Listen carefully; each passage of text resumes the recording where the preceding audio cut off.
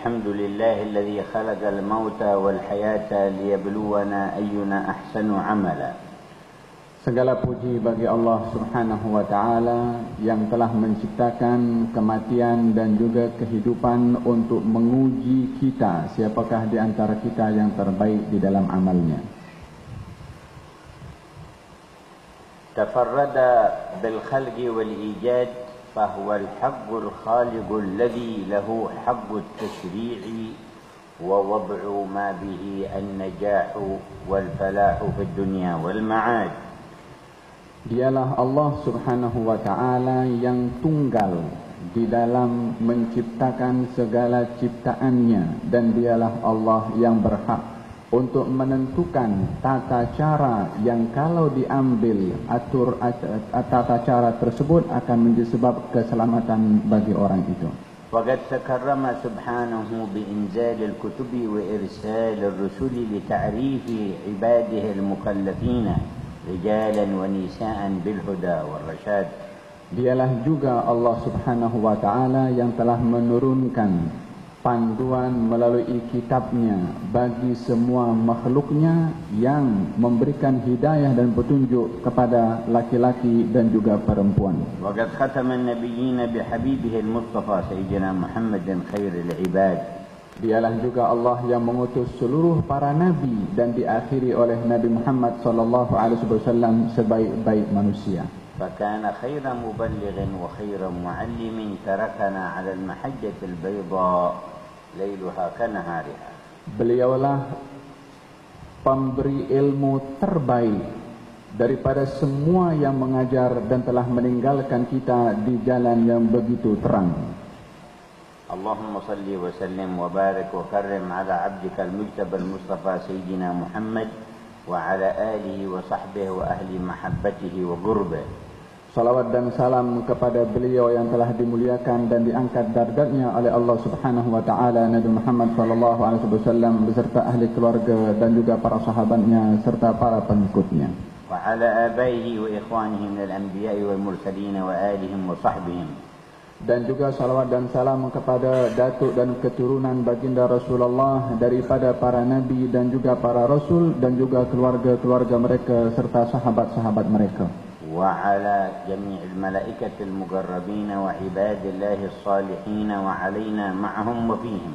Dan juga kepada semua para malaikat yang dekat dengan Allah Subhanahu wa Ta'ala dan seluruh kepada hamba-hamba Allah, dan moga Allah menghimpunkan kita bersama dengan mereka. والأنبياء والمرسلون وأتباعهم في كل زمان إلى خاتمهم هم الذين يقيمون حياتهم على مراد الله الذي خلقهم وخلق الموت والحياة. Semua para nabi yang diutus oleh Allah Subhanahu wa Ta'ala, termasuk kepada penutup para nabi yaitu Nabi Muhammad yang telah dihantar oleh Allah Subhanahu wa Ta'ala ke atas muka bumi ini untuk membawa ajaran Allah Subhanahu wa Ta'ala, untuk dapat mereka mengambil iktibar daripada kehidupan itu berhadapan dengan kematian dan juga kehidupan yang merupakan dugaan. فأحذرن قلوبكن أيتها النساء المؤمنات اللاتي أتيتن من أجل الله في هذه الساعة المباركة. Wahai sekalian kaum muslimat yang hadir di sini, marilah kita bersama-sama fokus untuk mendengarkan akan apa yang akan disampaikan, untuk mengenal pasti akan hala tuju kehidupan kita di atas muka bumi ini. واجتمعتن في هذا المسجد تتعرضن لرحمة الله تعالى. Anda semua berada di dalam masjid ini untuk menunggu pemberian daripada rahmat dan juga hadiah dari Allah Subhanahu wa Ta'ala. وترجون قربا منه تعالى ومغفرة. Dan juga Anda semua sedang merayu mengharap kepada Allah Subhanahu wa Ta'ala pengampunan dan juga ridha dari Allah. فتأملن فيما يلقى من كلام. Hendaklah Anda semua memberikan perhatian yang kuat untuk mendengar apa yang akan disampaikan. حركتنا في هذه الحياة تنتابنا دواعي كثيرة تدعونا لأن نمضي بها على نمط معين. Gerakan kita, langkah kita di atas muka bumi ini adalah disebabkan oleh faktor-faktor tertentu yang mengajak kepada kita untuk mengambil tindakan berdasarkan dengan faktor tersebut. يتدخل تتدخل هذه الأنماط التي ندعى إليها في أخلاقنا وفي لباسنا وفي معاملاتنا. Faktor-faktor itu akan mempengaruhi kepada kita, baik kepada perangai kita, tindakan kita, karakter kita, pakaian kita, dan segala gerak-gerik kita. فمن أين تأتي هذه الدعوات وتوضع هذه الخطط؟ Dan maka daripada manakah datangnya faktor-faktor itu dan bagaimana kita menempatkan sikap berdasarkan dengan faktor tersebut? إن الحق الأول وكل الحق في وضع كيفية الحركة في الحياة لمن خلق الحياة. Yang benar adalah kita perlu untuk menentukan sikap yang benar dalam segala aspeknya berdasarkan dengan kebenaran yang telah ditetapkan dan digariskan oleh yang maha benar, yaitu Allah. ولم يخلقنا ولم يخلق لنا الحياة غير ربنا سبحانه وتعالى. Hakikatnya tiada yang menciptakan apapun juga di atas muka bumi ini dan tiada yang menciptakan kita kecuali Allah Subhanahu wa taala. فانقيادنا واتباعنا لكل دعوة خالفت منهاجه جل جلاله أتت من أفراد أو من جماعات أو من هيئات أو من الشرق أو الغرب سبب فسادنا وخراب حياتنا وسوء منقلبنا. Dan bila mana kita menjawab dan merespon datangnya ajakan-ajakan yang datang daripada selain dari Allah Subhanahu wa taala, bahkan akan bercanggah dengan kehendak Allah Subhanahu wa taala dalam segala gerak-gerik kita, akan menjadikan sebab gagalnya kita di dalam dugaan di atas muka bumi ini. Bal wa ghairul mu'minina aidan في حياتهم لا يحصل لهم شيء من الوئام والوفاق وطيب العيشة إلا بأعمال يعملونها وأخلاق يتخلقون بها موافقة لمنهج الله تعالى. Orang bukan Islam pun juga tidak akan mendapatkan kemesraan, kebahagiaan dan juga kesenangan di atas muka bumi ini kecuali bila mana mereka melakukan apa yang telah datang daripada ajaran agama ini, barulah mereka akan mendapatkan kebenaran atau kesenangan dan kebahagiaan itu. Amma kullu ma khalafa manhaj Allah Ta'ala fama jama'a yawman farraqa ashhur wa sinin. Adapun kesenangan dan kebahagiaan yang ingin dicari selain dengan cara yang dikehendaki oleh Allah Subhanahu wa taala mungkin akan didapat sesaat, lepas itu akan berlaku perpecahan dan perceraian berbulan-bulan ataupun lama waktunya. فتبين أن هذه الصنعة لا يصلحها إلا منهاج صانعها جل جلاله. Maka dengan demikian kita dapat menyimpulkan bahwasanya buatan ini, makhluk ini tidak akan menjadi baik dan sempurna kecuali patuh kepada panduan zat yang menciptakan makhluk tersebut.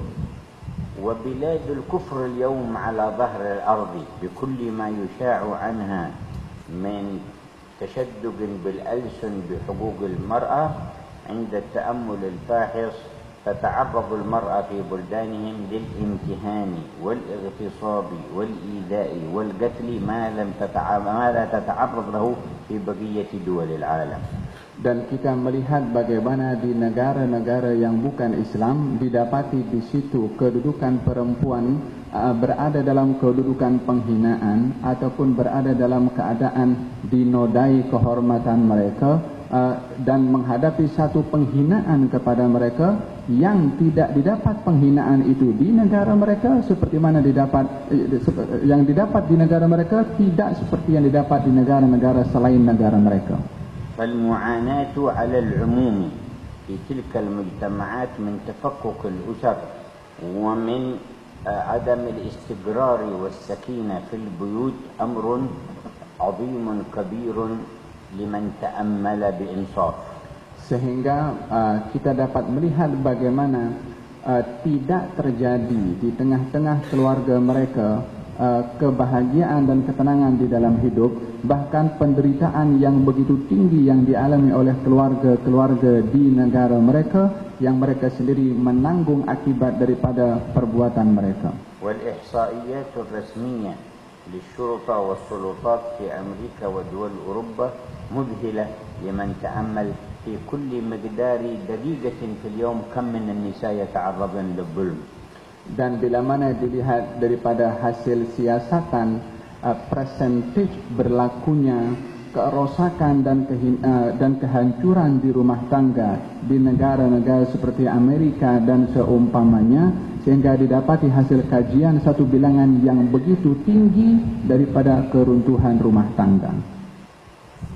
إنما فسح المجال ليظهرن محاسنهن للرجال الأجانب ليكن متعة أكثر للفساد وليستغلها الرجل أكثر فأكثر. Apa yang menjadi fenomena di tempat-tempat mereka adalah menjadikan perempuan-perempuan umpama barang yang hanya ditampilkan dan ditunjukkan atau dipersembahkan kepada orang-orang fasik, yang mana sikap itu adalah merupakan satu penghinaan kepada kaum wanita yang berlaku di negara mereka. فاحذري من الاغترار بما ينشر ويذاع ويكتب على غير واقع وعلى غير حقيقة.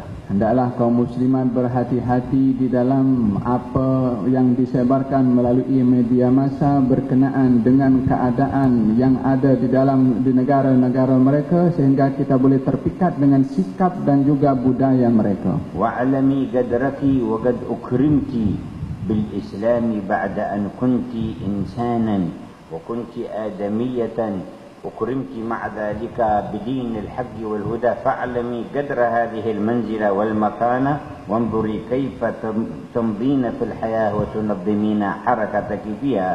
Maka hendaklah anda semua wahai kaum muslimat menghargai akan pemberian yang telah diberikan kepada anda semua sebagai seorang yang beriman dan juga sebagai seorang manusia yang diberikan oleh Allah Subhanahu wa taala satu panduan, yang panduan itu mengangkat darjat anda semua. Innal haqqa tabaraka wa ta'ala fi kulli ma ja'ala min al-mata'i fi hadhihi al-hayati ad-dunya ja'ala minhu at-tayyib wal-khabith wa ja'ala minhu mata' al-khair wa mata' al-syarr.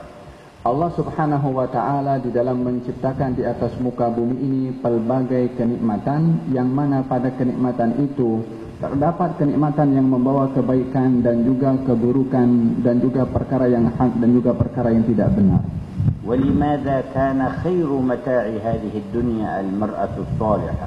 Lalu kenapa di dalam agama kita diperkatakan bahwanya sebaik-baik nikmat itu adalah perempuan yang salihah? Kama akhbarana bidzalika an-nabiy Muhammad sallallahu alaihi wasallam. Seperti mana telah memberitahukan kepada kita semua junjungan Nabi besar Muhammad sallallahu alaihi wasallam. Faqala an umumi ma fi dunya wa khairu mata'iha al-mar'atu as-salihah. Di mana beliau bersabda tentang nikmat secara keseluruhan di atas muka bumi ini yang ada, yang paling baik adalah nikmat wanita yang salihah. Karena al-mar'ata as-sabab al-qawi fi al-istigrar wa fi intishar al-'iffati wal-tahara baina an-nas. Disebabkan oleh kerana wanita adalah merupakan sebab dan faktor utama di dalam menciptakan as-sakinah, ketenangan dan juga kebaikan di antara manusia. Al-mar'atu sababun qawi في تسكين نفوس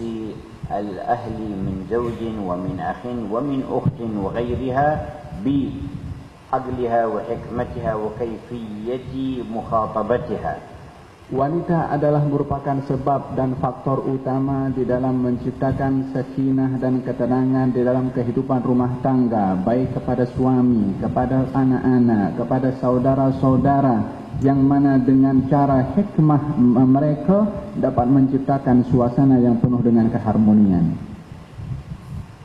Idza qamat biwajibiha wa dawriha at-tayyib fil hayah fahiya min khairi man tafluh bihim al-usar wa yaltammu shamlu ad-diyar wal buyut. Bila mana wanita memainkan peranannya di dalam hikmah cara mereka menciptakan suasana sakinah, maka ia akan menjadi faktor utama baiknya rumah tangga dan baiknya keluarga. إذا عرفت أن خالقها جل جلاله خلقها لتقوم بدور في الخلافة عنه على ظهر هذه الأرض. Bila mana wanita menyedari akan tanggung jawab ciptaan Allah ke atasnya di atas muka bumi ini untuk menjadi khalifah di atas muka bumi ini, علمت مهمتها بنتا وزوجة وأختا وأمة. Maka dirinya akan menyedari identiti dan peranannya baik sebagai anak perempuan atau saudara perempuan atau seorang ibu. وهي بنت من بعد أن يأتي تمييزها ونظرتها إلى هذه الحياة لا ترضى أن تسلم الزمام لدعاة الشر والفسق بمختلف أصنافهم على ظهر الأرض. Bila mana ia seorang perempuan statusnya sebagai anak, maka bila bermula sampai kepada usia baligh, maka dirinya sudah tahu untuk menjaga kehormatannya, untuk tidak menjadi seseorang yang mendedahkan akan kehormatannya kepada sesiapa sahaja. فأول ما تتعامل مع أبوة وأمومة.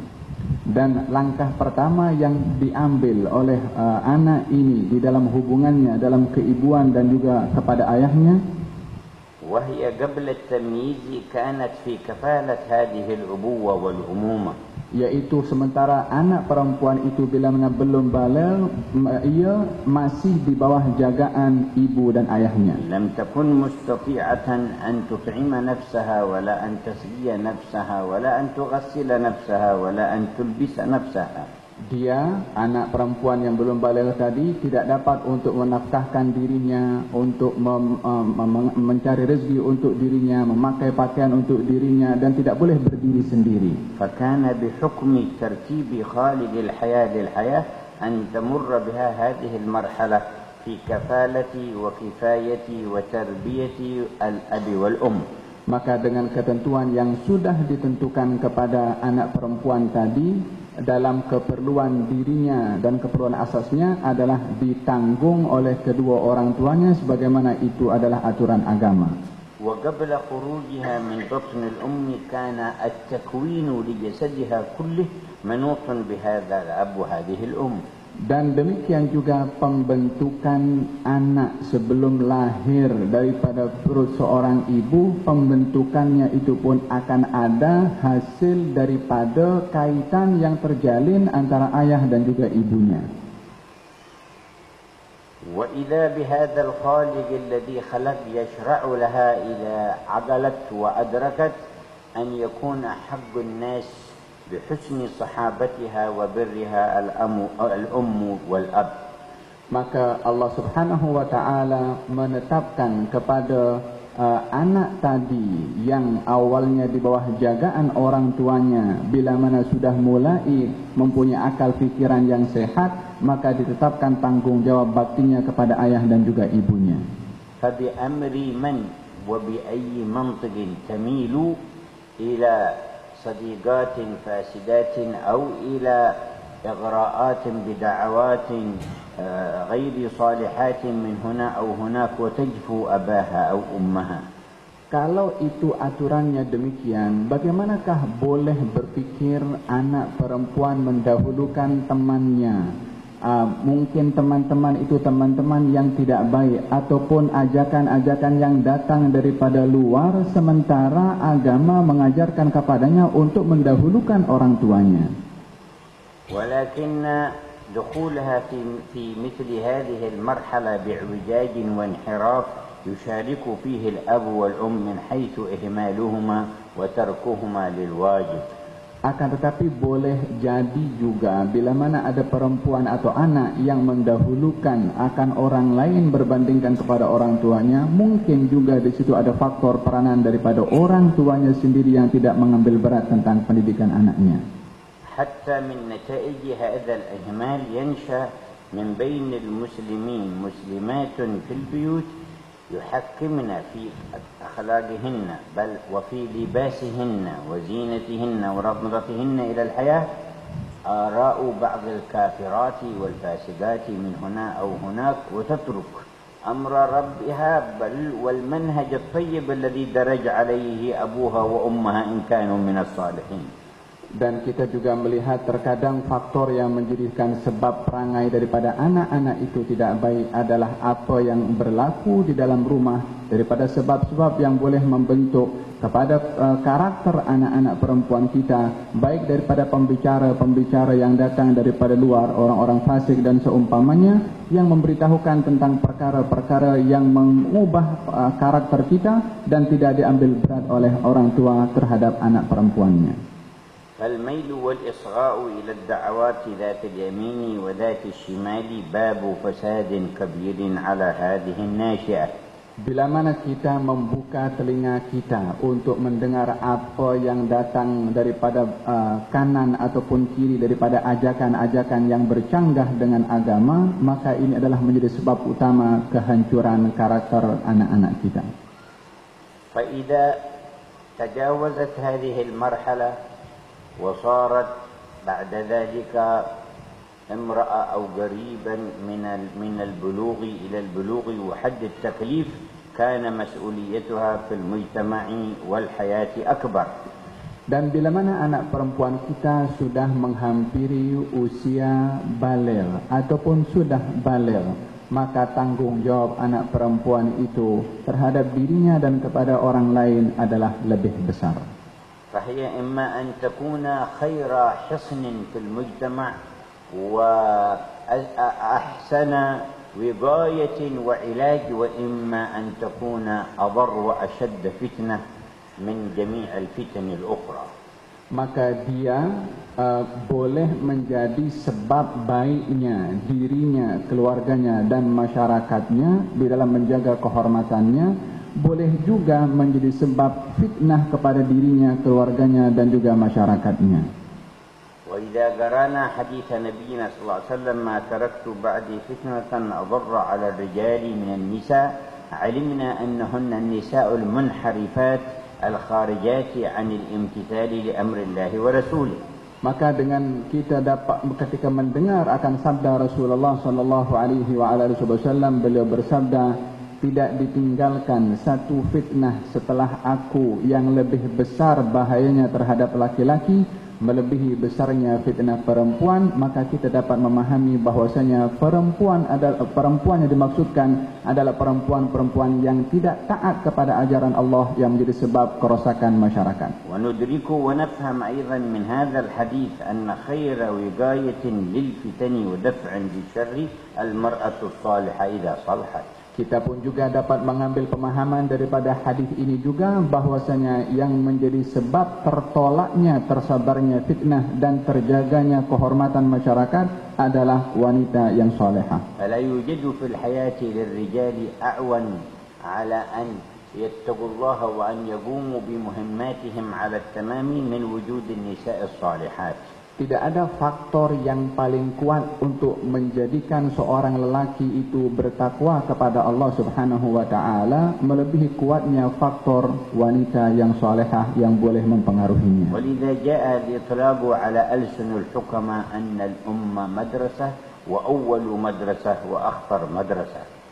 Bila mana kita pun mendengar daripada kata-kata ahli hikmah mengatakan bahwasanya ibu itu adalah merupakan satu madrasah ataupun sekolah, yaitu karena ianya merupakan faktor utama kepada pembentukan perangai dan karakter. قال شاعرهم الأم مدرسة إذا أعددتها أعددت شعبا طيب الأعراب.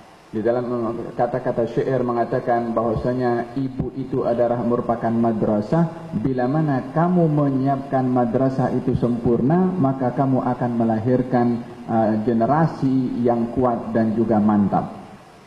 ومن سنة الله في الحياة أن من أصلح ما بينه وبينه واجتهد في ذلك أصلح ما بينه وبين الخلق بأصنافه. Dan juga merupakan satu kata-kata petuah dikatakan bahwasanya barang siapa yang memperbaiki dirinya untuk dirinya, maka dia akan mempengaruhi perbaikan itu kepada orang-orang yang ada di sekelilingnya. فإذا قامت بحق المرحلة ما قبل الزواج من حشمتها وحيائها وعفتها وصارت مضربا صحيحا للمثل في الحياة تضرب به الأمثال بشاهدي ما قال الصحابة عن نبينا في حيائه كان أشد حياء من العذراء في خدرها.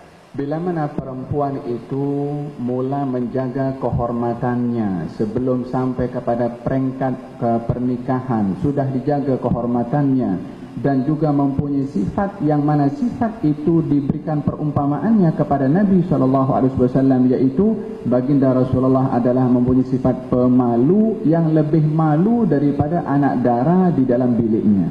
كلام الصحابة هذا يدل على أن الفطرة مستحكمة فوجدوا الضرب للمثل الأعلى في الحياة بالمرأة بالعذراء المرأة في خدرها، وذلك أنه منتشر في مجتمعاتهم مع قربهم من الجاهلية.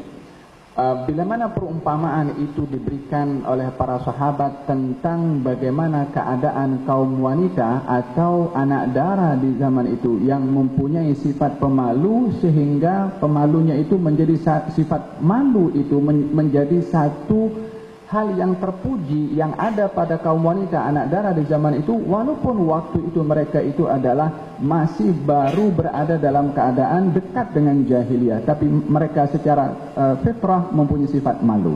لكن لو رأى هؤلاء الصحابة بعض بنات زماننا هذا من العذارى المتأثرات بكلام الكفار والأشرار ما استطاعوا أن يضربوا المثل هذا بهذا ولا احتاجوا إلى تمثيل بشيء آخر. Akan tetapi apakah bayangannya agaknya kalau para sahabat melihat kepada anak-anak dara di zaman kita sekarang ini dengan apa sikap mereka zaman ini daripada anak-anak dara yang ada di zaman ini, mereka tak akan punya kalimat untuk memberikan perumpamaan untuk mereka. ربما كانت أكثر جراءة وأكثر انطلاقا في الكلام مع الرجال من أمها ومن جدتها العجوز. Terkadang pun kita akan mendapati daripada kalangan anak-anak dara yang lebih berani dalam percakapan dan pergaulannya dengan orang lain, dengan lelaki yang lain, lebih berani daripada ibunya ataupun daripada neneknya yang sudah tua. فعلينا أن ندرك كيف يطرأ الخلل في حياتنا. Maka hendaklah kita semua mengetahui, menyedari di manakah letak berlakunya kecelaruan itu dalam kehidupan kita. ومع هذا الذي ذكرنا فلا يزال في الأمة أسر محافظات أخيار في بناتهن الحياء الذي يضرب به المثل. Walaupun disebutkan sebentar tadi daripada sifat-sifat yang tidak baik kepada sebahagian anak-anak perempuan yang ada di zaman kita, tetapi tidak dinafikan kalau di situ masih ada lagi keluarga-keluarga yang masih menjaga kehormatan mereka dan anak-anak perempuan mereka. وينتاب الأمة من وقت إلى آخر شيء من انبعاث الخير والنور والهدى. Dan di setiap peredaran masa itu akan didapati golongan-golongan tertentu yang masih mahu menjaga kemurnian agama ini dan mengambil hidayah daripada agama ini. مع انحطاط وتدني يكون في جوانب في الحياة وفي أسر وفي بعض الأزمنة ومقبل منه على الأمة في جوانب شيء كثير. Walaupun berlakunya kemunduran di dalam akhlak dan perangai di sebahagian keluarga, dan itu adalah jumlah yang ramai, tapi pada masa yang sama jumlah yang ramai juga yang menyedari apa yang berlaku kepada mereka, berusaha untuk berubah kepada keadaan yang lebih baik. فبعض هذه الأمة يكرر ما كان في بني إسرائيل في مختلف مراحلهم من البعد عن مناهج ربهم وعن الاقتداء بأنبيائهم والفساد الكبير يجدده جماعات من هذه الأمة في هذه الأمة كما أخبر صلى الله عليه وسلم. Seperti mana pernah berlaku di zaman-zaman dahulu kemunduran dan peninggalan terhadap ajaran yang dibawa oleh nabi-nabi yang diutus oleh Allah Subhanahu wa taala kepada mereka, ditinggalkan ajaran-ajaran itu oleh pengikutnya, akan muncul kelompok-kelompok yang lain juga yang berusaha untuk memperbaharui ajaran agama itu, untuk menarik orang kembali mengambil ajaran agama itu. ولم يخبرنا بهذا لنستسلم ونسترسل وراء الواقع ونقول انتهت المسائل ولكن لنتنبه ولنتوجه ولنحذر. Dengan berlakunya kerosakan yang merajalela di mana-mana, bukan menjadi sebab kepada kita untuk pasrah menyerah kepada keadaan dan realiti untuk kita ikut dengan apa yang berlaku, akan tetapi apa yang berlaku daripada kerosakan hendaklah menjadi sebab peringatan kepada kita untuk memperbaiki diri kita. ويأتي بعد هذه المرحلة الأخطر وهي دخولها إلى دائرة الزوجية وتكوين أسرة جديدة في الأمة. Dan setelah tahapan yang tadi disebutkan akan berpindah kepada tahapan yang setelahnya, dan itu adalah tahapan yang lebih mencabar dan memberikan tanggung jawab, yaitu tahapan berhadapan dengan masa pernikahan. فيبدو هذا من خلال الالتفاتات القلبية والنظرية إلى الصفات وإلى المرادات. Dan ini akan kembali kepada kecenderungan dan keinginan di dalam hati dan jiwa tentang pilihan-pilihan. فالرجل إن كان صالحا فيبحث عن الدين في المرأة قبل كل اعتبار آخر. Lelaki bila mana dia seorang yang baik, maka dia akan mencari calon istrinya daripada aspek agamanya sebelum daripada aspek-aspek yang lain. والمرأة ووليها وأمها يبحثون أيضا عن ما أرشدهم إليه رسول الله في قوله إذا أتاكم من ترضون دينه وخلقه فزوجوه. Demikian juga perempuan bersama dengan ayahnya dan juga ibunya akan berusaha untuk mencari seseorang yang mempunyai sifat seperti disifatkan oleh Nabi dalam hadis, bila mana datang kepada kamu lelaki yang baik agama dan akhlaknya, maka hendaklah kamu kahwinkan anak perempuan kamu dengan lelaki tersebut. وقال إلا تفعلوا تكن فتنة في الأرض وفساد عريض. Dan Nabi melengkapkan hadisnya, kalau kamu tidak buat maka akan berlaku kerosakan di atas muka bumi ini. ومعنى ألا تفعلوا إذا تغيرت الموازين عندكم فصار الرجل لا يبحث إلا عن منظر أو صورة أو مال أو اعتبارات أخرى. Dan yang dimaksudkan oleh Nabi kalau kamu tak buat, yang dimaksudkan adalah bila mana berlaku kepincangan di dalam neraca memilih calon, maka tidak lagi memilih lelaki itu kepada calon yang baik, yang agamanya dan berakhlaknya, maka akan berlakulah kerosakan di atas muka bumi ini. وصارت المرأة كذلك إنما تبحث عن مظاهر وعن أزياء وعن ألعاب وعن كيفية طرب وأمثال ذلك وعن وظيفة ومال وشيء من الأشياء التي زينت لفكرها وعقلها. Demikian juga bila mana neraca yang menjadi ukuran kepada perempuan itu dalam pernikahannya adalah hal-hal yang bersifat kepada kebendaan atau kepada hal-hal yang sifatnya zahir ataupun hanya untuk hiburan ataupun kemegahan, maka akan berlaku kecelaruan di dalam neraca pilihan ini dan akan menjadi sebab keruntuhan dan berlakunya fitnah. عند اختلال هذا الميزان ووجود هذا الانحراف يكون الفتنة تكون إلا الفساد العريض. Bila mana berlaku kecelaruan di dalam neraca untuk menimbang tentang calon mana yang perlu untuk dipilih bagi salah satu daripada keduanya, itulah maksud Nabi akan berlaku kesesatan dan juga fitnah yang besar. وعلى وعي مقصود الحياة عند الرجل والمرأة يترتب من كل واحد منهما عون الآخر على بر والديه. Dan bila mana antara keduanya, laki-laki dan perempuan itu mempunyai tujuan dan maksud keinginan yang benar di dalam melakukan tujuan dan maksud hidup di atas muka bumi ini dengan berkahwin, maka masing-masing akan menjadi sebab baktinya kepada kedua orang tuanya. وعلى أداء حقوق القرابة والرحم والجوار. Dan juga akan menunaikan hak yang ditetapkan kepada mereka baik dalam kekerabatan, kekeluargaan dan juga kejiranan. وعلى تثبيت تعظيم ما عظم الله وتحذير ما حقر الله. dan akan memuliakan apa yang dimuliakan oleh Allah dan akan menghina merendahkan apa yang direndahkan dan dihina oleh Allah. وعلى اعتبار الحياة مزرعة للآخرة وزادا يتزود منه للحياة الأبد والدوام. Dan pandangan mereka terhadap dunia ini adalah merupakan tanah ladang untuk menanam dan memetik buahnya di negeri akhirat nanti. فهؤلاء كلما حصل مقتضى الطبع البشري من كسل أحدهم وتأخره عن حق أو تصرفه بما لا يليق نازله الفطرة السليمة وحسن الاستيعاب من الآخر فغطى هذه البشريات وعاشوا عيشة هنيئة طيبة.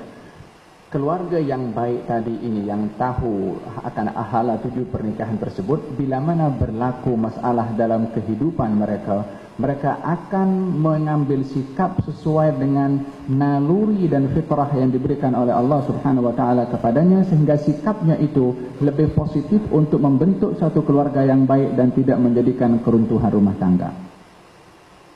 فكم يترتب على ذلك من صلاح في المجتمع كله.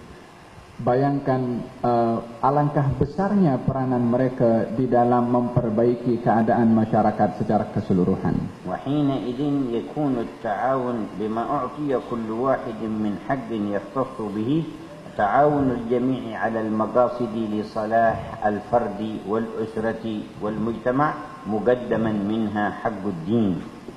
Sehingga apa yang terjadi antara pasangan suami istri yang baik itu dengan saling melengkapi hak masing-masing dan saling membantu satu kepada yang lain di dalam memperbaiki diri sendiri, keluarga dan juga masyarakat, yang diutamakan oleh mereka berdua pasangan itu adalah kemaslahatan agama.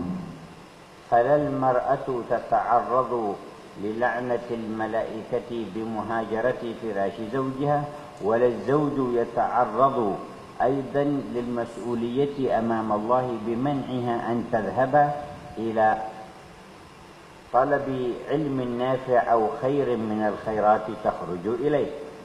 Dengan cara itu perempuan akan terselamat daripada laknatnya malaikat bila mana ada masalah dengan suaminya lalu meninggalkan biliknya dengan tidak mahu dihampiri, maka akan menjadi sebab laknatnya malaikat kepadanya, dan tidak juga pun kepada suami akan menjadi sebab pertanggungjawaban kepada Allah Subhanahu wa taala atas ahli keluarganya dengan tidak mengajarkan kepada ahli keluarganya apa-apa yang diwajibkan oleh Allah terhadap istrinya. ولا يلقى الله عبد بذنب بعد الشرك بالله أعظم من جهالة أهل البيت بأمور دينهم. Dan tidak ada seorang akan berjumpa dengan Allah Subhanahu wa taala dengan membawa dosa yang lebih besar daripada dosa setelah syirik kepada Allah Subhanahu wa taala, melebihi besarnya dosa orang yang mengabaikan hak dan tanggungjawab ahli keluarganya akan hal ehwal agamanya. إذن ففي تنبه المرأة لواجباتها واتباعها للسنة الكريمة واتخاذها القدوات الصالحة حل للمشاكل في الحياة وسبب للفوز بعد الوفاة. Maka dengan demikian kita dapat mengambil kesimpulan bahwasanya perlunya perempuan itu taat kepada ajaran yang ada dalam agama ini dan menjadikan pengikut-pengikut mereka orang-orang yang baik. Dengan iltizamnya mereka dengan dua perkara ini akan menjadi sebab penyelesaian kepada permasalahan yang ada di atas muka bumi ini. Kam ya'rifna banatuna wa nasha'atuna 'ala al-khusus min sirati سيدتنا مريم بنت عمران أو سيدتنا خديجة بنت خويلد أو سيدتنا فاطمة بنت النبي المصطفى محمد وأخواتها الكريمات، وكم يحملن من مشاعر تعظيم لهن وإدراك أنهن الأسوة والقدوة العظمى. Berapa banyak agaknya daripada anak-anak darah kita, anak remaja-remaja kita yang kenal akan sirah wanita-wanita yang mulia di sisi Allah Subhanahu wa taala, seperti Siti Maryam, seperti Siti Khadijah, seperti Siti Fatimah dan saudara-saudara Siti Fatimah, sehingga ketika mengetahui sirah mereka lahir pengagungan dan memuliakan kepada mereka, sehingga mereka orang-orang yang hebat tadi itu dijadikan ikutan kepada pemuda-pemuda atau pemudi-pemudi kita di zaman kita sekarang.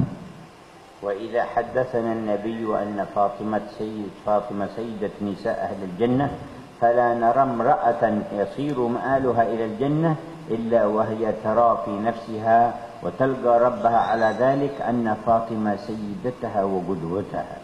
Maka bila mana kita mendengar daripada hadis Nabi SAW yang beliau bersabda, kalau Siti Fatimah itu adalah penghulu kepada kaum wanita di syurga, maka akan lahir dan di dalam hati wanita-wanita di zaman kita sekarang ini, bahwasanya bila menjadikan beliau Siti Fatimah ikutan kepadanya dalam hidup ini, pastinya akan membawa mereka juga ke syurga.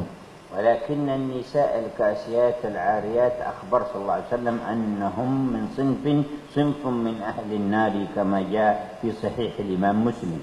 Akan tetapi sebaliknya, bila mana ada wanita-wanita yang berpakaian tetapi hakikatnya mereka telanjang sebagaimana disifatkan oleh Nabi SAW, tentunya sifat ini kepada wanita-wanita tersebut adalah merupakan sifat yang Nabi beritahukan golongan daripada mereka yang masuk dalam api neraka. فمن اتخذت قدوة لها في أي مجال من مجالات الحياة واحدة من الكاسيات العاريات فإلى أين مصيرها وإلى أين نهايتها؟ إن سيدة نساء أهل الجنة فاطمة، وإن نساء كاسيات عاريات مائلات مميلات، قال فيما روى الإمام مسلم في صحيحه صلى الله عليه وسلم من أهل النار العنوهن فإنهن ملعونات.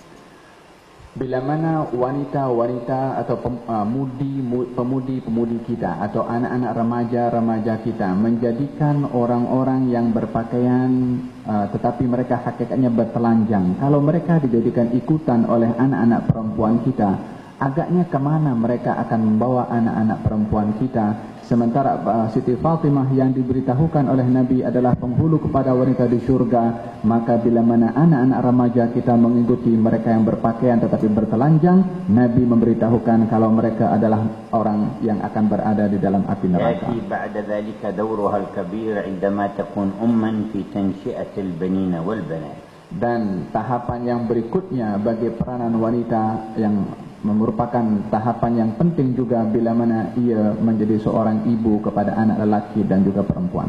فكل من كان صالحا من الأبناء والبنات فجميع صالحاته وأعماله الصالحة وحسناته يذهب إلى الأم والأب مثلها.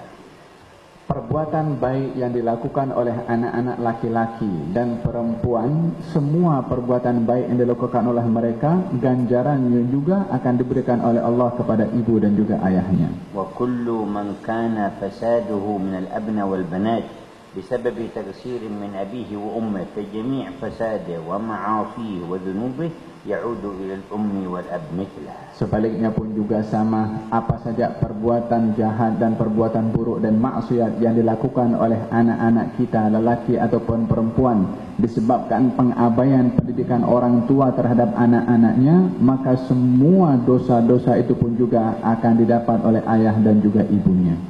Inna حقيقة الكرامة والرفعة والمكانة للمرأة ليس بتبرجها ولا باحتكاكها بالرجال الأجانب ولا بكسبها المال. Sesungguhnya kehormatan yang ada kepada kaum wanita adalah bukan dengan pendedahan aurat mereka ataupun juga bukan pada rasa bebas bergaul dengan lelaki dan juga bukan dengan hanya mereka boleh mencari harta. وقد كن سيدات نساء أهل الجنة منهن ذات المال الكثير ومنهن ذات الفقر الكثير. Sementara kita mendapati dalam sejarah bahwasanya di antara wanita-wanita yang mulia itu ada di antara mereka yang mempunyai harta yang banyak dan juga ada di antara mereka yang miskin, sangat miskin. وانظري إلى السيدة خديجة وكثرة مالها ووفرته وثروتها التي أنفقتها في سبيل الله.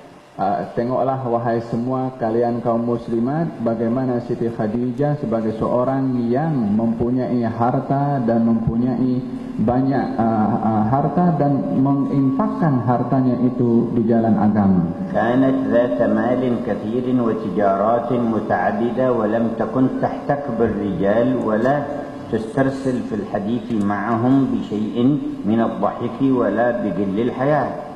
Beliau walaupun sebagai seorang yang kaya dan mempunyai perniagaan yang luas, akan tetapi menjaga kehormatannya untuk tidak mudah bergaul dengan laki-laki atau merasa bebas bergaul dengan laki-laki, bahkan menjaga kehormatan dan membatasi dirinya. ولم تجعل لها منهم سكرتير تضحك معه. Dan tidaklah beliau Siti Khadijah melantik sekretari daripada yang bukan yang daripada lain jenis sehingga dapat bergurau dengan sekretarisnya atau sekretarinya. وكان لها غلمان مملوكين فلم يكن أحد منهم يختلي بها ولا يسمع من كلامها شيئا يبعد عن الحياء الكامل والحشمة. Beliau juga Siti Khadijah mempunyai anak buah yang bekerja kepada Siti Khadijah, akan tetapi tidak pernah berdua antara Siti Khadijah dengannya ataupun berbicara yang lebih daripada batasan sopan santun. وبذلك تعرف من ابتليت بعمل مع رجال وغيرهم كيف يجب أن تكون عليها في حشمتها وحيائها في زيها وفي لباسها وفي كيفية كلامها. Dengan demikian, bila mana seseorang terlibat dalam satu pekerjaan yang melibatkan adanya lawan jenis yang bukan satu jenis, tahu bagaimana berinteraksi dengan mereka dengan menjaga kehormatannya, menjaga dirinya, dan juga memberikan batasan dalam pergaulan dan hubungannya. لقد علمت من المقاصد السيدة عائشة رضي الله عنها ما قالت به لو أن رسول الله رأى ما أحدثه النساء بعده لمنعهن الخروج إلى المسجد. Siti Aisyah radhiyallahu anha ketika melihat keadaan di zamannya tentang bagaimana sikap kaum wanita, Siti Aisyah berkata, kalau Rasulullah tahu apa yang dibuat oleh wanita zaman ini, maka Nabi pasti akan melarang kaum wanita pergi ke masjid. وبيقين وقطعا لم يكن في زمن عائشة ما أحدث فيه أزياء ساقطة ولا فيه شيء من هذه الموضات ولا تشبهات بالكفار. Pastinya apa yang terjadi di zaman Siti Aisyah waktu itu adalah kaum wanita tidak berpakaian seperti pakaian yang ada pada wanita zaman sekarang dengan model dan juga penampilan pakaian yang tidak sopan. Itu tidak ada di zaman Siti Aisyah, tapi pun beliau berkata demikian. ولم يكن الترتيب من النبي صلى الله عليه وسلم عبثا ولا إنقاصا في قدر أحد حيث يرتب الحاضرين في مسجده الرجال أولا ثم الصبيان وراءهم ثم النساء وراء الصبيان. Dan di dalam tuntunan dan aturan yang ditetapkan oleh Nabi, tiada didapati penghinaan ataupun merendahkan golongan wanita ketika mengaturkan shaf dalam salat. Di belakang Nabi itu shaf laki-laki, lalu kemudian anak-anak, lalu diletakkan di belakang adalah shaf perempuan, bukan sebagai tanda perendahan kepada derajat mereka. ثم يتابع إرشاده ويقول خير صفوف الرجال أولها وشرها آخرها وخير صفوف النساء آخرها وشرها أولها. Dan Nabi pun bersabda di dalam hadisnya bahwasanya sebaik-baik saf laki-laki adalah saf yang awal dan seburuk-buruk saf laki-laki adalah saf yang akhir. Tapi bagi wanita sebaik-baik saf bagi wanita adalah saf yang akhir dan seburuk-buruk saf bagi kaum wanita adalah saf yang awal. ثم تقول بضعته الزهرة سيدة نساء أهل الجنة خير للمرأة ألا ترى رجلا ولا يراها رجل أي أجنبي. Siti Fatimah mengatakan di dalam kata-katanya, yang terbaik bagi wanita adalah tidak dinampak oleh laki-laki dan tidak menampak kepada laki-laki, yakni kepada laki-laki yang bukan muhrim.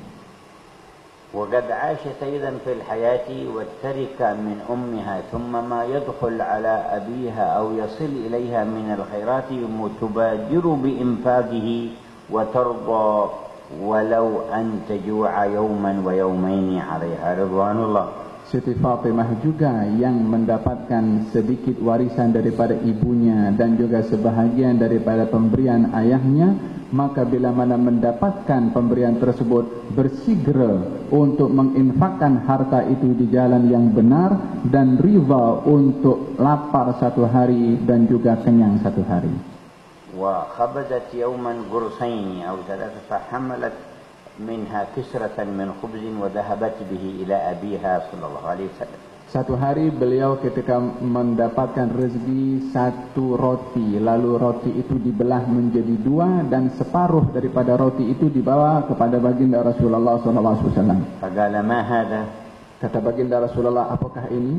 قالت جاءنا بعض طعام فطحنته وعجنته وخبزته فلم يطب نفسي أن أطعم ولا أطعم عليا ولا الحسن والحسين حتى آتيك بهذه الكسرة. Kemudian kata Siti Fatimah mengatakan, saya mendapatkan rezeki daripada gandum ini, lalu saya haluskan, saya masak sehingga menjadi roti, dan saya tidak akan memberikan roti ini kepada Ali suami saya dan anak-anak saya Hasan dan Husain sebelum saya memberikan kepada engkau wahai Rasulullah, untuk saya selesa dengan mendahulukan engkau. فتناولها من يدها وقال أما إنه يا فاطمة أول طعام يلج بطن أبيك منذ 3. Kemudian kata baginda Rasulullah mengatakan kepada Siti Fatimah setelah mengambil roti itu dan mengatakan, wahai Fatimah, ketahuilah bahwasanya roti yang kau bawa ini adalah merupakan suapan pertama yang masuk kepada perut ayahmu selama 3 hari. وورثت هذا الخلق منه وتعلمته. Dan beliau telah mewarisi akhlak ini daripada ayahnya dan belajar daripadanya. ولما خرجه ساداتنا أبو بكر وعمر جائعين إلى أبي الهيثم بن التيهان فأطعمهم حمل النبي كسره وقال اذهبوا بهذا إلى بيت فاطمة بنت محمد فإن لها 3 أيام لم تذق طعاما. Ketika Sayyidina Abu Bakar dan Sayyidina Umar bersama dengan Rasulullah datang ke rumah seorang sahabat Nabi bernama Abu Haytham ibn Tayhan dan dihidangkan makanan olehnya di rumahnya, lalu Nabi mengambil sebahagian daripada makanan yang dihidangkan, mengatakan kepada salah seorang daripada mereka, bawalah makanan ini ke rumah Fatimah, sesungguhnya di rumahnya selama 3 hari juga tidak ada makanan yang dimakan oleh mereka. فلا الفقر ولا الغنى مدار شرف يدور عليه شرف المرأة ولا كرامتها ولكن التقوى والخلافة عن الله في الأرض.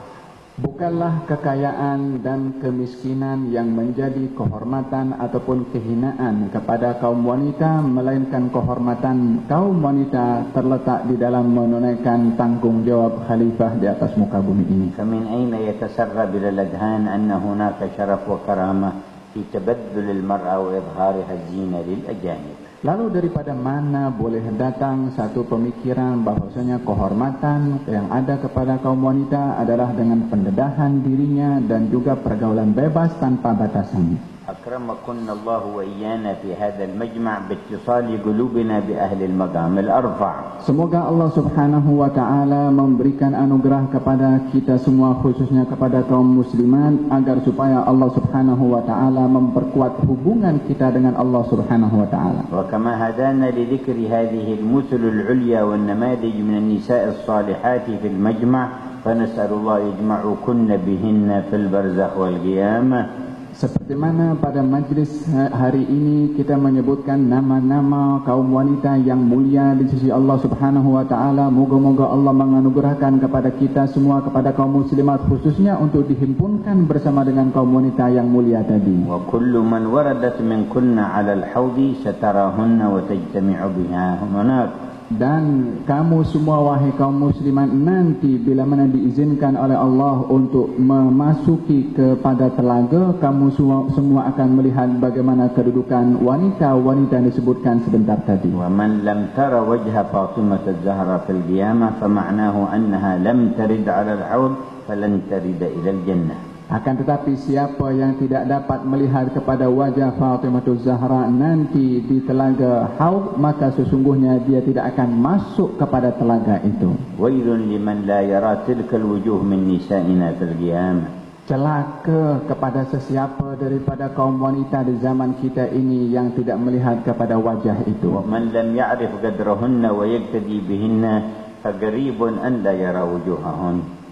Orang yang tidak mengambil untuk mengikuti kepada mereka di sini, maka dia adalah akan menghampirkan dirinya untuk tidak dapat melihat wajahnya di sana. Irfa'na ila Allah niyatin salihah fi qulubikum fi hadzal majma'.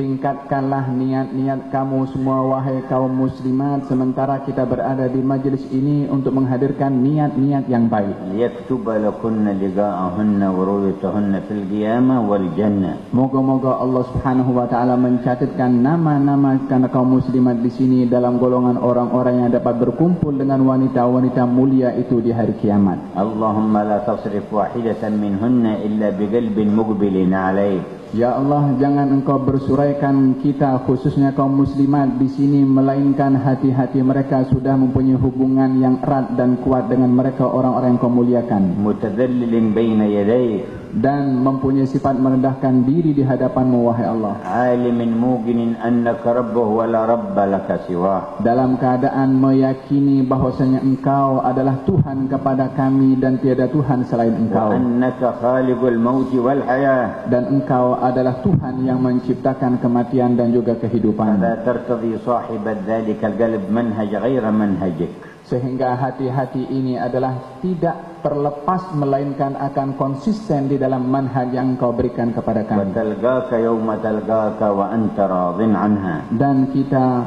berjumpa dengan engkau dalam keadaan engkau ridha kepada kami. Razaqana Allah wa yakunna kamal al-iman wal yaqin. Semoga Allah menganugerahkan kepada kaum muslimat yang hadir dalam majlis ini kesempurnaan dalam keyakinan. Adkhalana fi ibadihi as-salihin. Dan menggolongkan kita semua dalam golongan orang-orang yang saleh. Allahumma ya man waffaqa ahlal khair lil khair wa a'anahum alayhi waffiqna lil khair wa a'inna alayhi. Wahai Zat yang memberikan taufik kepada kita akan kebaikan, anugerahkan kepada kita sentiasa kebaikan. Wa nujaddidu jami'an taubatana ila Allah. Dan marilah kita bersama-sama memperbaharui taubat kita kepada Allah. Sa'ilina minhu qabulaha. Dengan harapan agar supaya Allah mengabulkannya. Wa an yuhaqqiqana biha. Dan merealisasikan hakikat taubat kepada Allah. La ya'qubuha nafs. Tidak ada setelah taubat ini perubahan kepada berbuat maksiat lagi. Wala yukhlaf wa'duha. Dan tidaklah janji Allah itu akan diingkari. Taubat as-sadiqin. Bertaubat seperti taubat orang-orang yang bersungguh-sungguh. Taubat al-mukhlisin. Taubat orang yang ikhlas. Wa naqulu jami'an. Mari kita bersama-sama mengucap Astaghfirullahal azim. Nastaghfirullahal azim. Alladzi la ilaha illa hu. Alladzi la ilaha illa hu. Al-hayyul qayyum. Al-hayyul qayyum. Wa natubu ilayhi. Astaghfirullahal azim. Nastaghfirullahal Alladzi la ilaha illa hu. Alladzi la ilaha الحي القيوم ونتوب إليه نستغفر الله العظيم الذي لا إله إلا هو الحي القيوم ونتوب إليه من جميع الذنوب والمعاصي والآثام بيننا وبين الله وبيننا وبين عباد الله ومن جميع ما يعلمه الله نستغفر الله ذا الجلال والإكرام من جميع الذنوب والآثام نستغفر الله لما يعلمه الله نستغفر الله كما يحبه الله تب علينا وعليهم توبة نصوحة وزكنا بها قلبا وجسما وروحا واجعلنا من الذين يستمعون القول فيتبعون احسنه يا من وفق اهل الخير للخير واعانهم عليه وفقنا للخير واعنا عليه وفقنا لما تحب واجعلنا في من تحب اختم لنا باكمل حسنى وانت راض عنا بلطف وعافيه النبي اللهم صل وسلم عليه وعلى الفاتحه.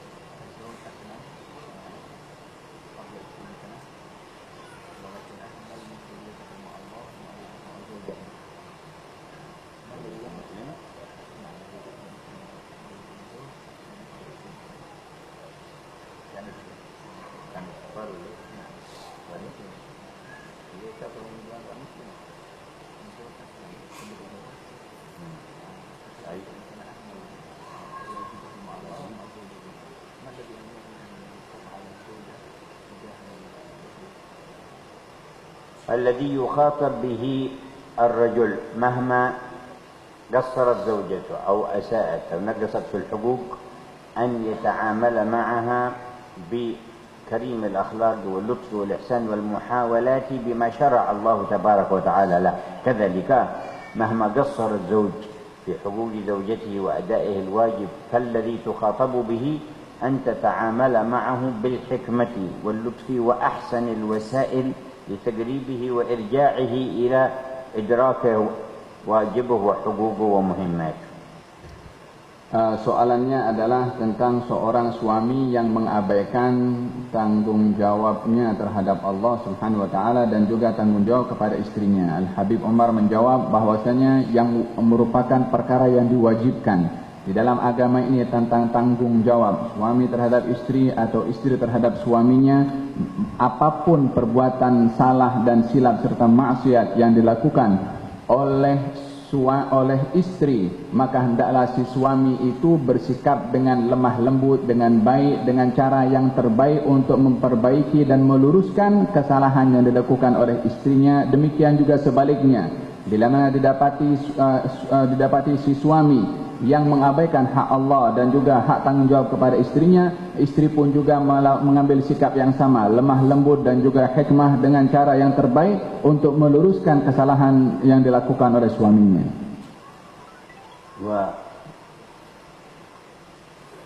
وإنما الطلاق أبغض الحلال إلى الله فلا ينبغي أن يتسرع إليه الرجل ولا يجوز للمرأة أن تطلب الطلاق إلا إذا خشيت من زوجها ضررا عليها في دينها أو على أبنائها وبناتها. Dan tidaklah perceraian menjadi satu pilihan pertama ataupun terburu-buru untuk mengambil langkah perceraian, karena walaupun ianya halal akan tetapi ianya adalah merupakan perkara yang amat dibenci. Tidak diambil sikap perceraian itu kecuali bila mana seseorang itu tidak mampu menunaikan hak Allah Subhanahu wa taala di dalam tanggung jawabnya, barulah di situ perceraian akan menjadi jalan keluar.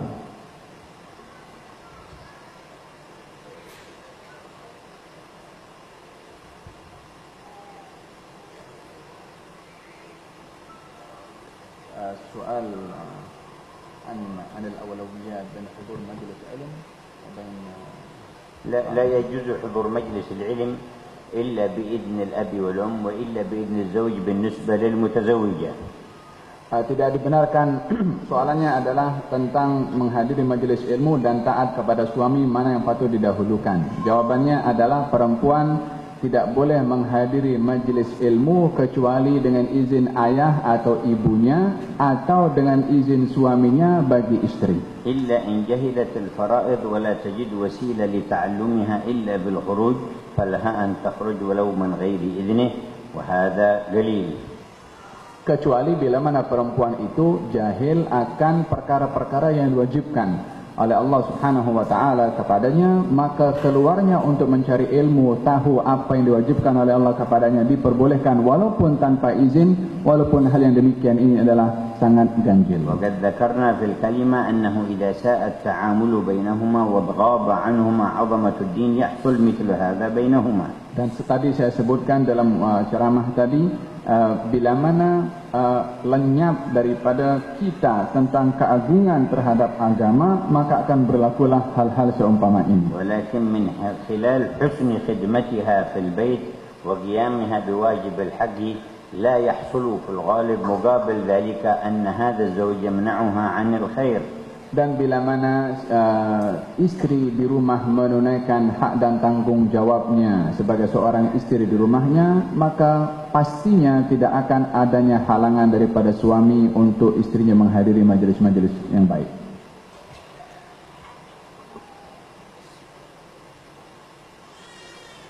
Hal yu'tabar min al-dhanab aw al-'uquq idza kan al-zawjah تغضب على زوجها وتمنعه من الزواج أكثر من وقت.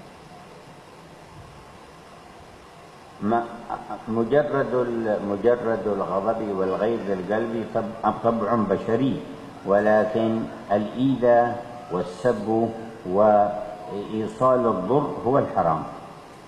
Soalannya adalah, berdosakah atau termasuk durhaka seorang istri bila mana memarahi atau melarang suaminya kahwin lebih daripada satu? Jawabannya adalah perkara marah yang ada di dalam seseorang itu adalah perkara yang fitri, perkara yang sifatnya adalah naluri, setiap orang mempunyai sifat marah. Akan tetapi yang dilarang dan tercela adalah bila mana marah itu melampaui batas sampai kepada makian ataupun menyakitkan ataupun kepada perkara-perkara yang memudaratkan.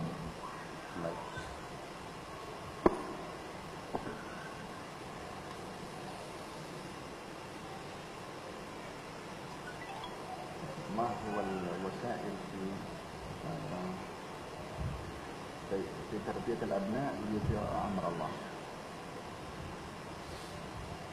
أن يختار لهم ما ينظرون وما يسمعون ثم إذا بدأوا يكبرون فأن يختار لهم مع من يجالسون ومن يصادقون ويصاحبون ومن يدرسهم وأي شيء يدرسون. Soalannya adalah apakah zikir untuk anak mudah belajar dan taat kepada perintah Allah? Dijawab bahwasanya orang tua bertanggung jawab untuk memerhatikan apa yang dilihat oleh anak dan apa yang didengar oleh anak dalam tahapan mereka masih kanak-kanak. Yang bila mana sudah mulai remaja, hendaklah orang tua memperhatikan dengan siapa mereka bergaul, dengan siapa mereka bersahabat, dan juga dengan siapa mereka duduk. Dan bila mana sudah mulai peringkat meningkat lagi pada usia masuk belajar, hendaklah diperhatikan belajar di mana, siapa gurunya. فإذا وجد الطفل والناشئ القدوة في البيت من المسارعة إلى الطاعات وذكر له فضلها وثوابها ورغب فيها نشأ عليها. Kalau anak-anak di rumahnya mendapati ikutan teladan dalam rumahnya dalam hal kebaikan dan ketaatan, maka itu merupakan satu wasilah di dalam anak itu mendapatkan dirinya untuk berbuat taat.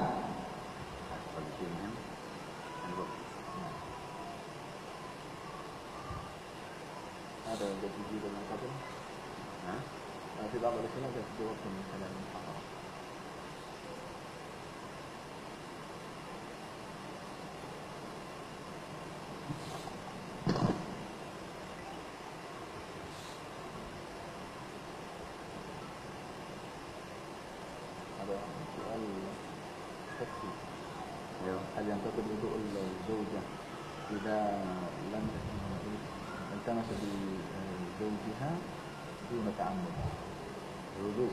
نعم. أما فيما يتعلق بنقض الوضوء فمذهب الشافعي أنه إذا لمس الزوج زوجته أو الزوجة زوجها ببشرة وكذلك كل كبيرة أجنبية مسها ببشرة فإنه بعمد أو بغير عمد ينقض الوضوء. وفي قول عند الشافعية أن اللامس هو الذي ينتقض دون الملموس إذا كان بغير تعمد. Yang menjadi soalannya adalah adakah batal wudhu jika istri tidak sengaja tersentuh kulit suaminya? Dijawab bahwasanya dalam mazhab Imam Syafi'i bersentuhan laki-laki dengan perempuan yang bukan muhrim ataupun termasuk istri dan juga suami, maka akan menyebabkan batalnya wudhu bila mana bersentuhan kulit dengan kulit. Kecuali ada satu pandangan juga dalam mazhab Imam Syafi'i juga bahwasanya bila mana bersentuhan itu tidak sengaja, maka yang batal yang menyentuh dan bukan yang disentuh. Wala yantaqidu wudhu 'inda al-Imam Malik wal Imam Ahmad illa bil lamsi bi syahwah. Menurut Imam Malik dan juga Imam Ahmad, bersentuhan tidak batal kecuali bila mana adanya syahwat. فإذا علم هذا الاجتهاد بين الأئمة فلا داعي لأن يعرض الإنسان صلاته وخصوصا الفرائض لاختلاف في صحتها.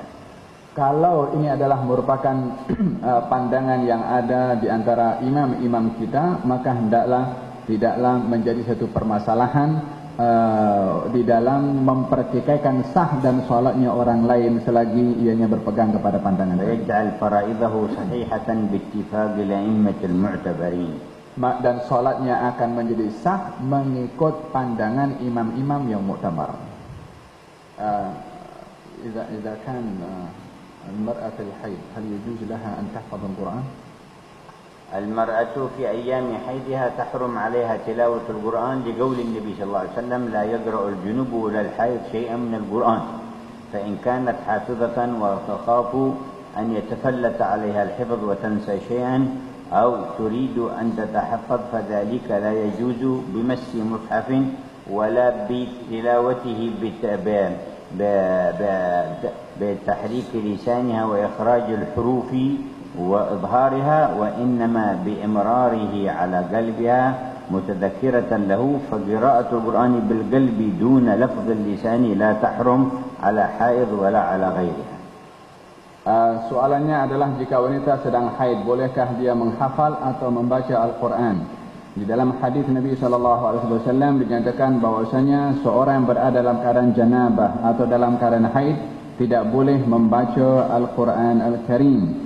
Akan tetapi bila mana seorang wanita yang dalam keadaan haid, yang dia adalah seorang yang hafal Al-Quran dan khawatir hafazannya akan hilang bila mana tidak mengulang, maka dalam hal ini tidak dibenarkan kepada wanita tersebut untuk menyentuh kepada Al-Quran ataupun membaca dengan menggerakkan lisan kepada Al-Quran tadi. Akan tetapi cukup baginya untuk membaca Al-Quran dengan hatinya, maka yang demikian adalah diperbolehkan. Walaha wasilatun ukhra lil muhafazati ala hifdhiha kadzalik, ay an tasma'ahu walau biwasitati syaritin tasma'ahu yatlu wa hiya tunsit wa min duni an tatalaffaz. Dan cara juga yang diperbolehkan adalah dengan wanita tadi mendengarkan dengan alat-alat yang ada seperti pendrive ataupun apa saja alat yang boleh dengar, itu pun membantu ingatannya untuk tidak hilang hafazannya.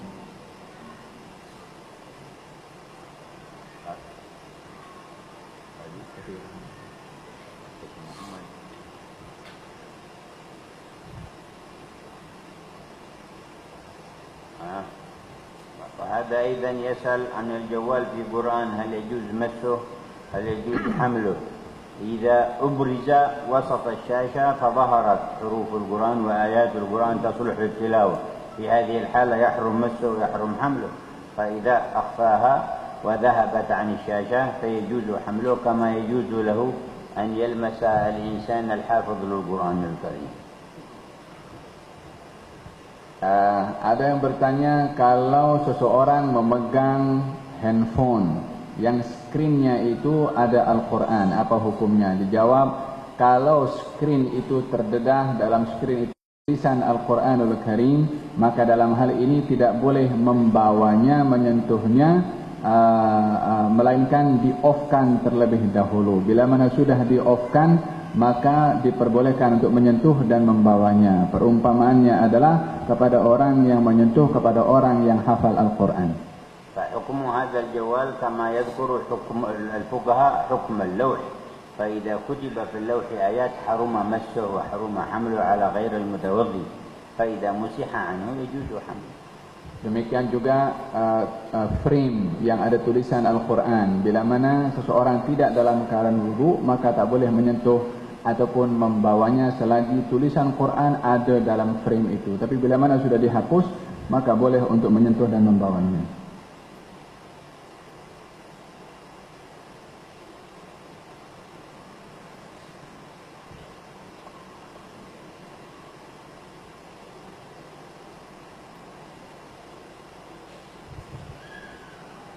ما هي الحدود على المرأة في عملها مع وجود الأجانب؟ أشرنا إليه في أثناء الحديث، وخلاصته ما ذكر سبحانه وتعالى عن بنتي شعيب في سجيهما ثم في كلام إحداهما مع موسى.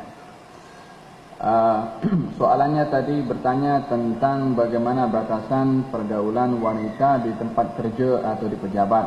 Dijawab bahwasanya daripada ceramah tadi disentuh tentang hal yang sedemikian, dan boleh kita mengambil iktibar daripada sikap putri kepada Nabi Shu'aib ketika bercakap dengan Nabi Musa. Faqala ta'ala ووجد من دونهم امرأتين تذودان من دونهم من دون احتكاك من دون تلاصق من دون مزاحمة ووجد من دونهم امرأتين تذودان وسألهما عن مهمتهما فسقى لهما. Di dalam Al-Quran Al-Karim Allah Subhanahu wa taala menceritakan tentang dua putri anak Nabi Shu'aib yang ketika melihat ramai daripada lelaki yang sedang mengambil air di sebuah perigi, dua perempuan anak Nabi Syuaib itu mengasingkan diri daripada bercampur dengan lelaki untuk mengambil air tersebut, yakni diibaratkan mereka menjauhkan diri daripada percampuran. Lamma arsala Nabi Syuaib ihdahuma ila Musa litad'uhu liyu'tiyahu al-ujrah, qala Allah fi wasfi haliha faja'athu ihdahuma tamshi 'ala istihya. Yang pada akhirnya perempuan itu dibantu oleh Nabi Musa untuk mengambilkan air. Lalu Nabi Syuaib memerintahkan kepada salah seorang daripada anak perempuannya memanggil kepada Nabi Musa untuk diberi upah dan hadiah. Maka digambarkan oleh Allah Subhanahu wa taala cerita itu dengan cara datangnya putri Nabi Syuaib berjumpa Nabi Musa untuk panggil. Kata Allah Subhanahu wa taala, dia, yakni anak Nabi Syuaib, datang jumpa dengan Nabi Musa dalam keadaan berjalan tersipu malu. ذكره الله تعظيما لهذه المرأة وتمجيدا لهذه الخصلة فيها، فهذا الله يمجد المرأة ذات الحياة. وإذا أصغيت إلى من يقول لك أن اتركي هذا الحياة وكوني متثقفة متطورة وتكلمي بطلاقة واضحكي مع الرجال، فهذا الله يقول كذا وهؤلاء يقولون كذا، فاذهبي مع من شئت، مع الله أو مع هؤلاء. Allah menyebutkan cerita tadi adalah ingin menghormati wanita putri Nabi Syuaib tadi, dan sifat yang ada kepada putri Nabi Syuaib yaitu sifat malu, sehingga diceritakan oleh Allah sebagai satu penghormatan dan juga pengiktirafan. Bila mana ada orang yang mengajak kepada anda semua, wahai kaum wanita yang bekerja di pejabat, agar supaya kita menjadi seorang yang open-minded ataupun orang yang terbuka ataupun yang bebas dalam pergaulan dan tanpa batasan, maka hendaklah anda bijak di dalam memilih antara ajaran yang Allah uraikan dalam Quran tentang putri Nabi Syuaib dan ajakan orang-orang yang mengajak anda untuk bersikap tanpa sempadan.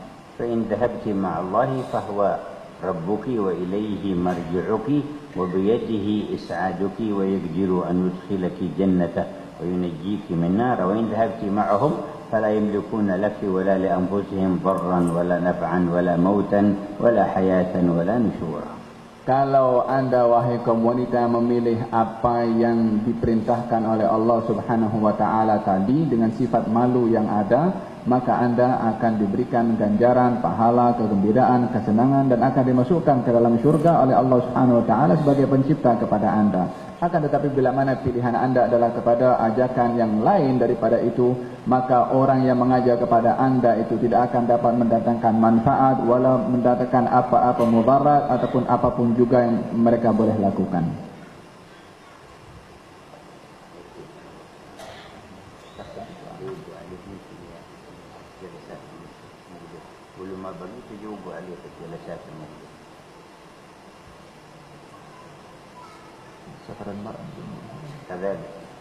كذلك ما يتعلق بسفر المرأة، فالنصوص دلت على وجوب وجود محرم معها ولأي غرض كان من الأغراض، فلا يحل لامرأة تؤمن باليوم الآخر أن تسافر إلا ومعها زوج أو محرم، إلا جاء في بعض الروايات مسيرة 3. فعلى هذا التقييد والذي أخذ به الحنفية، إن أمنت في مرحلة دون مسافة 3 أيام بسير الجمال، إن أمنت في هذا الفتنة فعند الحنفية يجوز، وإذا كان خصوصا معها رفقة من النساء، وإن لم تامن الفتنة فلا يجوز قطعا بالاتفاق.